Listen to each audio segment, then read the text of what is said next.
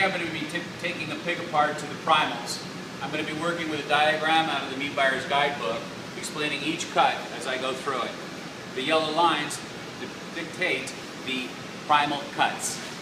So the first thing I'm going to start out with is removing the shanks and the trotters and the hocks.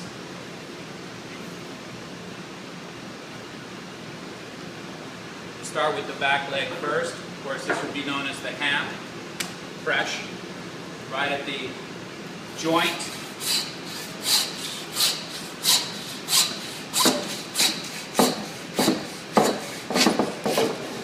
Now, this will become one of the major components in making head cheese. We'll come to the front, we'll take the trotter off.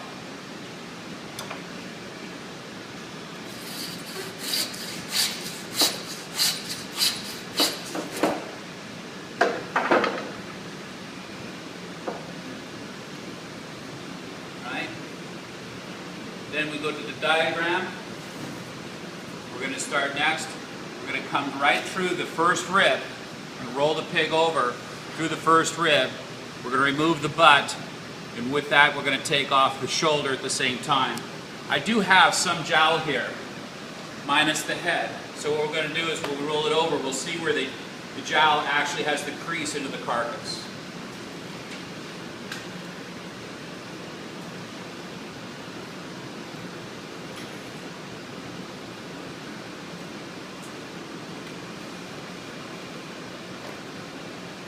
It's a good sized pig. It's probably around 140 pounds.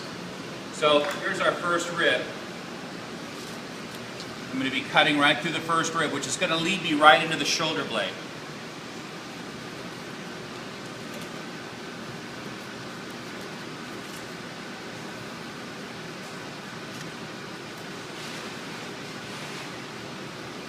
Use the meat saw or bone saw. It's only to split the backbone. You never want to cut meat with the saw. It tears the meat up. I'm going to continue cutting down until I run up against that shoulder blade. And there it is. Let me see if I can open this up to show it to you. Maybe. It's right here in the crease. So again, we're going to use the meat saw.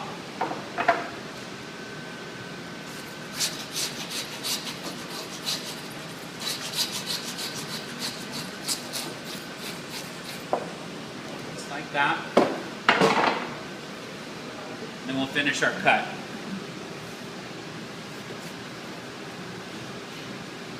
There's our first primal. And you can see the shoulder blade depicting where the butt is going to be. Let's go ahead and take that jowl off. So the jowl is here, it's a cheek. Here's the bottom lip. And just where the jowl meets, so there's minimal amount of waste, I'm going to take that off.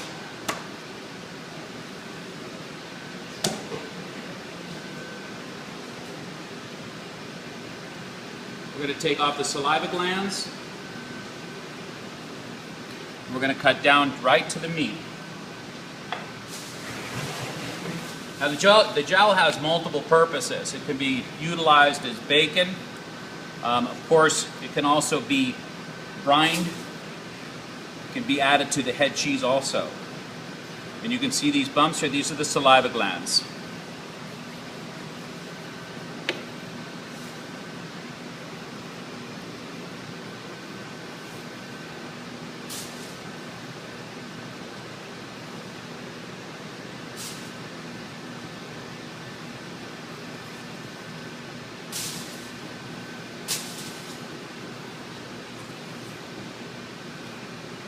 We'll save the bottom lip. We can use that as garnish in our terrine for our head cheese.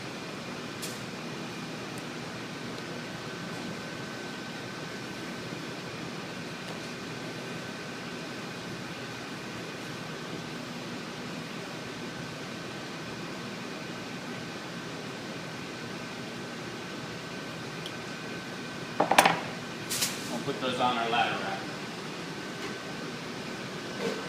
Okay? Let's go ahead and finish this front leg, the shoulder and the butt. I'm going to cut underneath the feather bones, butcher's grip, cutting into the spine, coming back underneath the first rib to meet that last cut and cut down.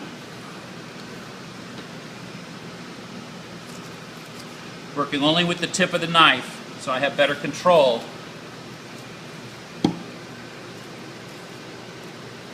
To meet that first cut.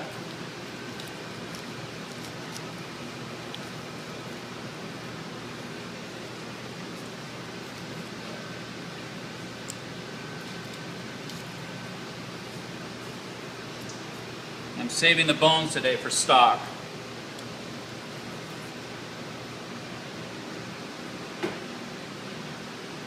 Alright, so then back to our diagram again. As we can see where the shoulder blade, we've made this cut now. We're going to come across with this cut. We've already removed the jowl. So the shoulder is going to actually have the joint in it, as you can see from where the picture is. So we're going to cut right above the joint. Let's cut first with a knife. If you're not sure where the joint is, very simply, if you put your hand on top and move the leg back and forth so you can feel where it is.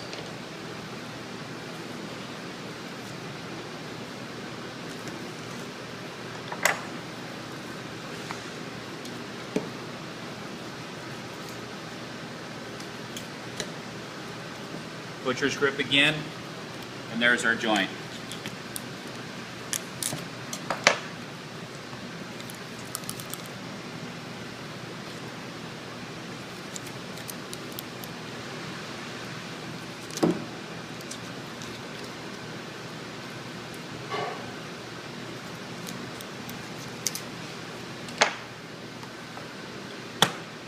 Butt, shoulder. Now we can take this shank off. Maybe we do that later, but for right now I want to keep moving on the carcass.